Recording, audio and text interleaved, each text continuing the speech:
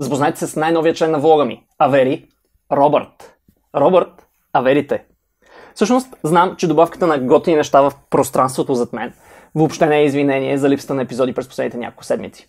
Повече информация само след супер якото интро след 3, 2, 1.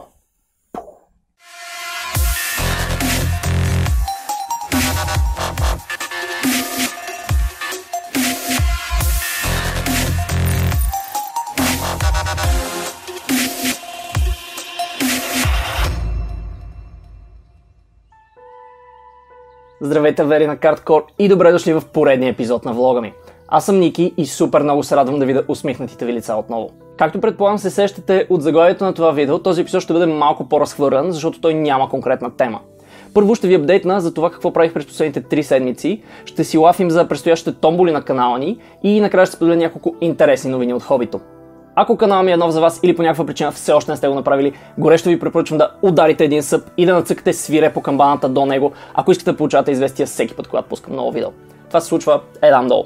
Така, понеже съм абсолютно сигурен, че най-много се интересувате от томболите, ще започна с тях. Както ветераните на канала знаят, до сега съм правил няколко раздавания на награди и имам желание да го правя постоянно. На този етап обаче целта, която си поставих миналата година, а именно да пускам една томбола на месец, е напълно невъзможна. Ето за това, от тук нататък томболите ще бъдат организирани около прогрес на някои от основните канали на разпространение на Карткор, а именно в Facebook, Instagram и subscriberi в YouTube и така нататък. На всеки 100 последователя в някои от тези канали ще организирам томболи, като наградите най-често ще бъдат настолни игри, но в момента обмислям и няколко интересни промота за вече излезе заглавия.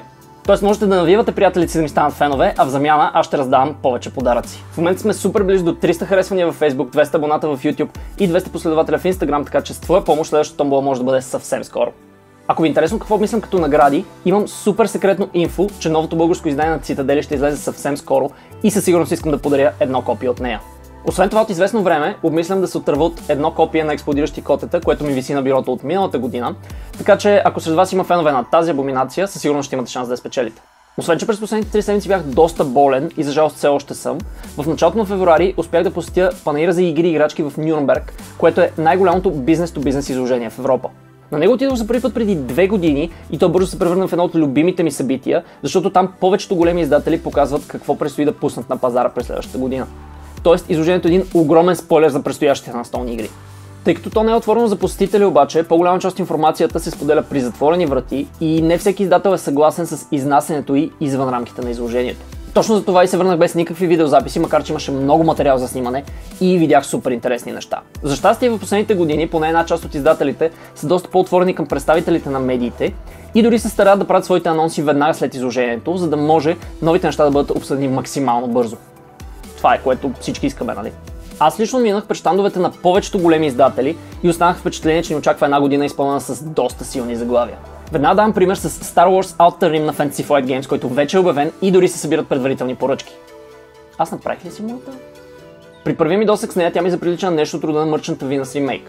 Както знаете, FFG често правят лицензирани версии на други техни игри, но добрата новина е, че в конкретния случай това не е така и играта изглежда amazing. В нея ще бъдем отрепки, които перкат из периферията с собствен космически кораб в търсене на сладки сделки. Star Wars темата, както и една от най-малко експлоативните механики, а именно Pick Up and Deliver, правят Outer Rim една от най-очакваните за мен игри през първата половина на годината. Che Games Edition ще се опитат за есен тази година да издадат новата настолна игра на дизайнера Филип Недук, познат ни от Адреналин, която отново ще пренесе видеогейм свят на масата. Този път става дума за Diablo Cloning, чието име все още не мога да ви споделя, и която според самите CG ще бъде най-голямата им игра издавана до сега.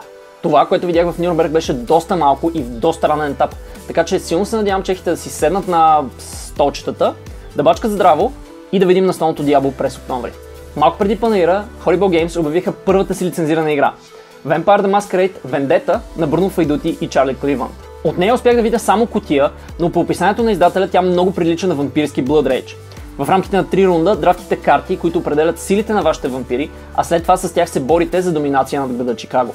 Само напомням, че през 2019 ще видим още една игра по позабравения вампирски лиценз, а именно Vampire the Masquerade Heritage, която на миналогодишното изложение в есен беше определена като 30-минутно легаси в исторически сетинг. Явно вампирите ще бъдат на мода тази година. Стопате кога не са или? Horrible Games в лицето на дуото Лоренцо Силва и Алмар Хак подготвят още една доста интересна игра. Фантастик с кю накрая, която самия Лоренцо описа като Диксит с пластелин. Последното интересно събитие за днешния епизод на влога е Френския фестивал на игрите, който се проведе между 22 и 24 февруари в Кан. Тъй като е на недостъпния за мен френски език, самото събитие не ме интересува чак толкова много, колкото наградата за френска игра на годината, която се провежда там. Тя се казва нещо от рода на което се превежда като златното асо и се раздава в 3 категории – семейна, детска и геймърска. За детската въобще не ми дреме, но в другите 2 категории имаше много интересни номинации и победители. Семейна игра на годината стана The Mind, което доста ме изненада предвид факта, че номинирана беше и отличната Treasure Island, за която със сигурно ще си говорим в следващия епизод. Геймърска игра на годината във Франция измежду Keyforge и Spirit Island пък стана Detective, което въобще не ме очудва предвид факта, че тя беше и моя фаворит за 2018 година. Ако не сте гледали епизода на подкаста, линкчета и неща. Това беше всичко за този мишмаш епизод от Томболи, новини и апдейти. В следващия очаквайте една доста интересна и много хейтърска тема. Както винаги, ако се кефите на това, което правим, може да оставите палец нагоре на това видео, да го споделите с приятелите си, да се абонирате за канала ни, да ни харесате във Facebook, Twitter, Instagram, евентуално спечелите някакви награди от това. Найс! Чао, до следващия път!